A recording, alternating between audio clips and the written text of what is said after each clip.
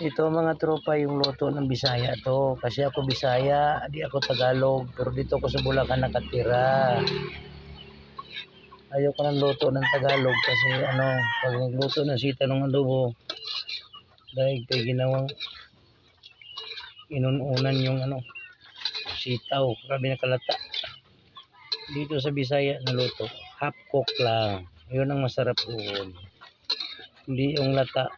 Kulang-kulang na lang, bayuhin na lang ng lubuko na lang para malata. Dito sa Bisaya to nagluto half cook. Masarap kainin ang half cook kaysa lata. Ginawang nilugaw yung luto ng Tagalog. Papangit.